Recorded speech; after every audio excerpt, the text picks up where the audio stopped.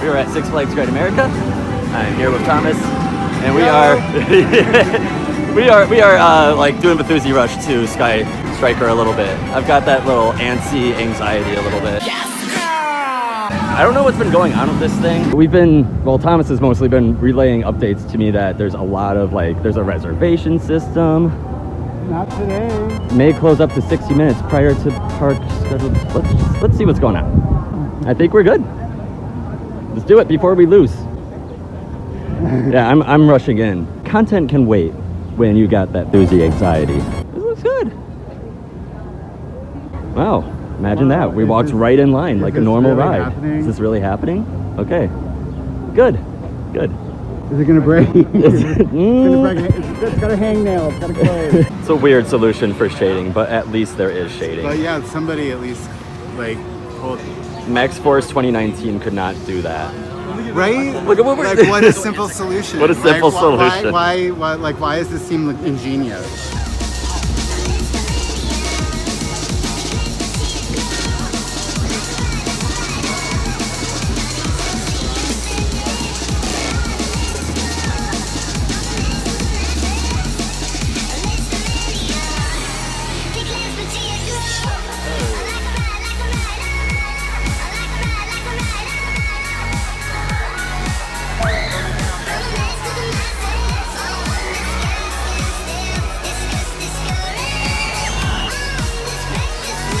My testimonial, my reaction. Wow, maybe recency bias, but I kind of wanted to jump off and just start screaming 10 out of 10, 10 out of 10. It's just so f***ing good. Went much higher than it feels like it goes much higher than when you're looking at it off-ride. Feels like you go almost 100% inverted at some point, but I was like, I know that's not what's actually happening. It messes with you for sure. This thing is so big. The positive forces at the bottom, I feel like that made me more dizzy than the spinning itself. The positive forces are really intense once it reaches its full speed. And airtime after airtime, floater airtime, it's gonna scare the shit out of some people. I think that's gonna scare the shit out of some people because it gets so high and also it's so heavy. It makes some funny sounds when it does start getting more towards the inverted side. Thomas, woo, what did you think? Really, really worth waiting for. Yeah. Like a great addition to the park. It's high capacity. It's ride. Yeah. It's great. It's really good. And the negative G's on this thing are not to be underestimated. I mean, I was lifting my feet and getting extra lift. Ooh. At the highest point. I should do that too. Ways to ride it I found already. Okay. And yeah, moi, Italian tech at its best when it works. When it works! Yeah, that was really, really good. It's a really quiet ride. It's quiet. Legitimately a really scary ride. I had to give myself up to it, honestly, and that's what I think is the best way to ride.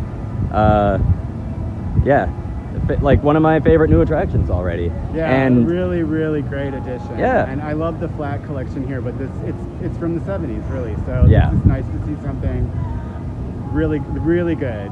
That's true. And definitely a people eater. Yes, it is, because the line has not gotten any, well, a little bit, I suppose, a little bit longer since we got here. It's still really good. We only waited about like a half hour at the most, maybe 20 something minutes. Less than a half hour. Yeah, less than a half hour. Sign looks fantastic.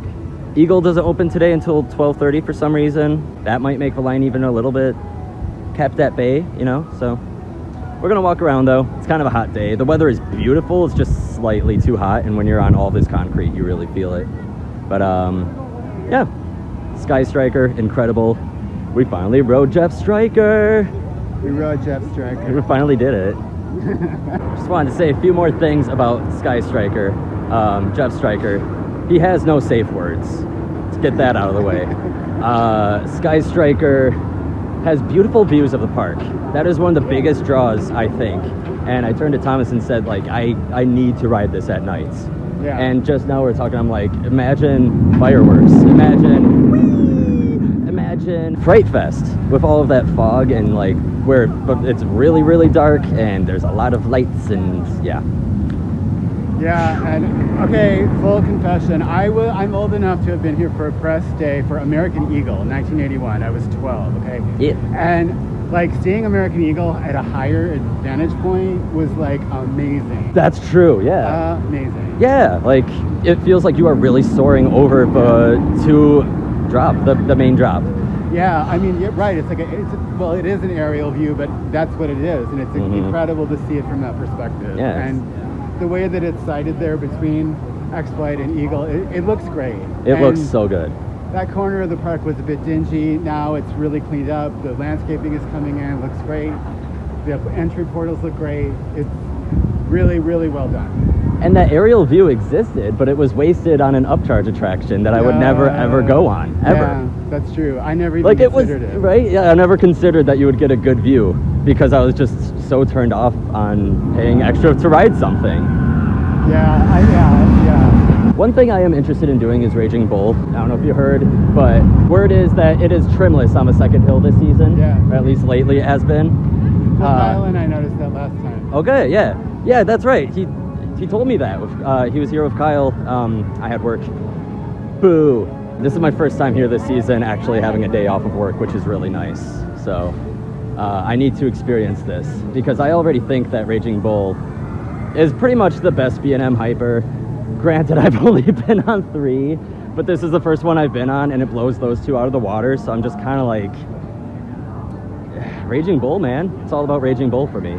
Bull is unique in the wilderness. You know, there's not another Twister. It was opened in '99, the second B&M hyper in the country by a week. And it has all of those bona fides, and yeah, it deserves the praise. It does, right. If it's your home park also, like, you know that Raging Bull is really good. Yeah. But, yeah. Yeah, but it's true. Without that trim, it really flies. Yes.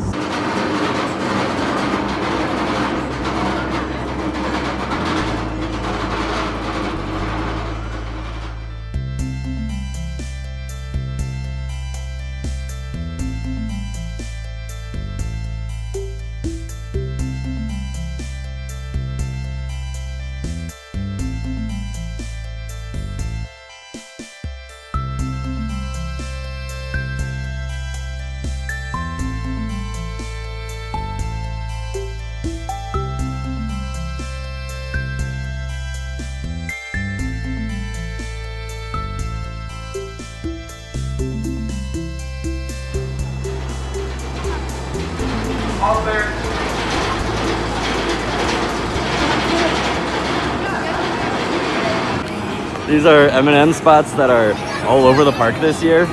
They look like COVID distancing markers, honestly. So this is Jeff's favorite store here at Six Flags Great America. They're accessories. Leather accessories. You can get your harnesses and your things. And your Jeff Stryker doll. And your Jeff Stryker doll. Sold at this gift shop. Come down to Six Flags Leather Accessories for nothing leather at all. They're not selling anything leather in there, actually. So we're going on American Eagle. It's finally reopened since the last time I came here. Just got off of Raging Bull. Yeah, the second trims do not hit hardly at all. So that was just a really, really good ride on Raging Bull. This is cool. Holy shit. Whoa. Wow. Like,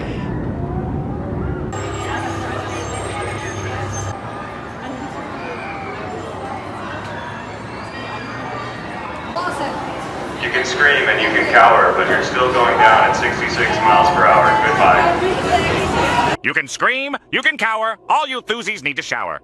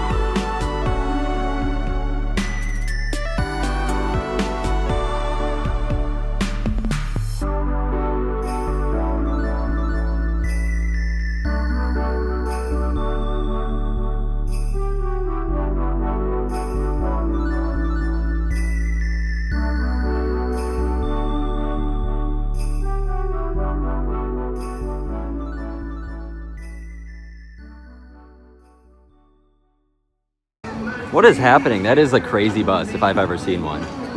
It's just epic.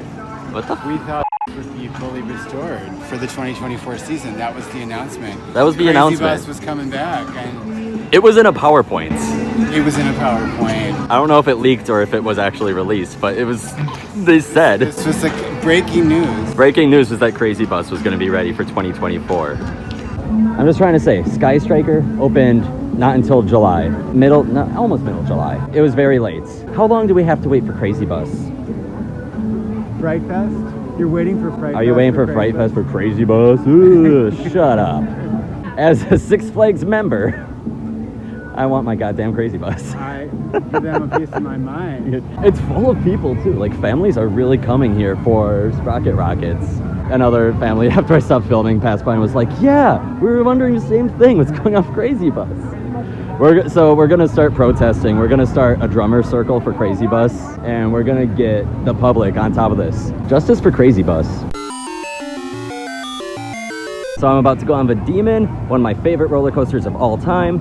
One of the first roller coasters I've ever been on. And of course, Thomas, I've survived the Demon. Have you survived anything from Marriott's Great America? I survived Tidal Wave t-shirt, 1978, real thing, belongs to my dad, still going strong. Yeah, that's original. That's not a reprint. Woohoo! Marriott's Great America. It's demon time, it's demon time, it's demon time.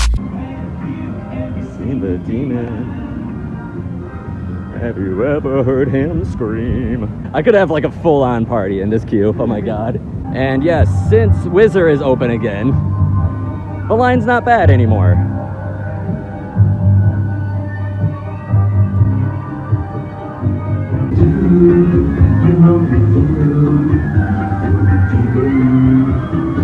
Dude, you are only food for the Demon.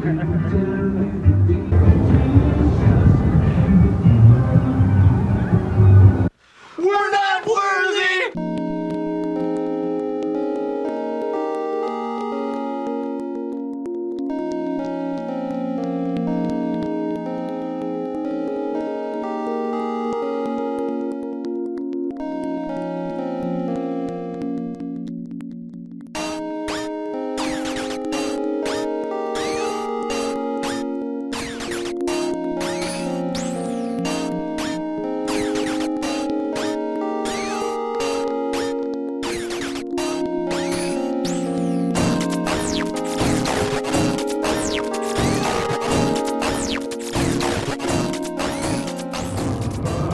Welcome back, Black Train. How was your time at the Demon? Demon is just like very near and dear to my heart, and I'm always gonna have a good time riding it. Always have a huge smile. You know, the first drop might have been the strongest airtime moments of the day for me. The ejector threw me so hard into the restraints. It's just insane. There's just a kink in that drop that it's not right. It's not right. But now I'm heading over to Sky Striker again. I want to see if I can get on it a second time. If the line is too long, I'm just gonna say nope out of it.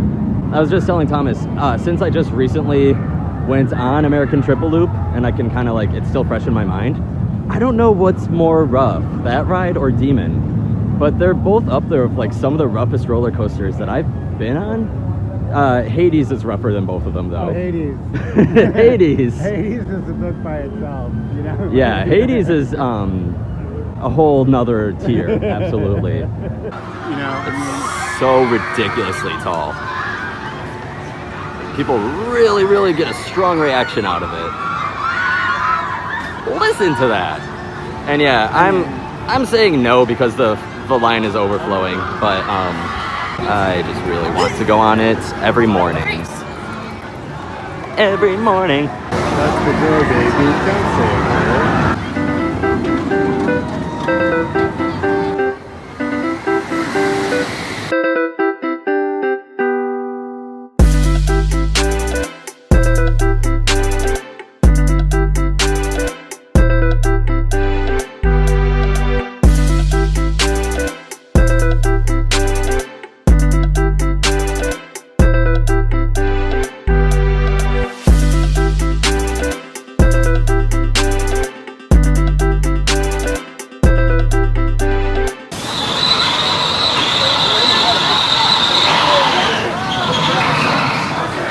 The lumberjack performers used to be over there from Yankee Harbor.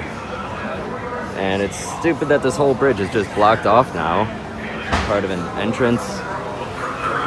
Speaking of Marriott's Great America, this is like seriously deep original park stuff. And the whole waterfront here was a lot more activated before V2 was built. And I think I'm not sure where the lighthouse used to be over there, maybe, but... Oh, it was like right around this section, actually. I think it was right in front of us, and actually. This was really super picturesque, and like, so that used to be an outdoor dining. I mean, all of it. I mean, it's just sort of sad that it's... These log pillars that are like really ununiform and have the lanterns on them, that was in the queue for like every ride of Yankee Harbor. That wasn't just unique to this bridge either. It was a cohesive thing that showed up in the queues of every ride. Randall dual design at its best. Yeah. You know, here are remnants of it.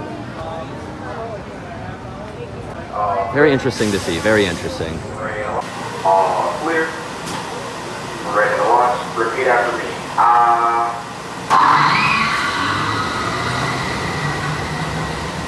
Good.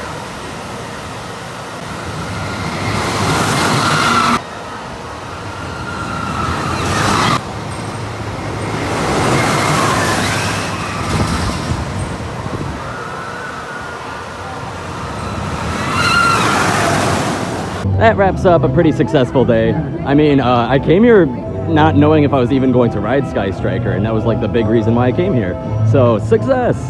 And V2, Flash, I just got off of Flash. That was a good time. Every ride is hitting really good. Get your ass out to Six Flags Great America. That's all I've got to say. Bye.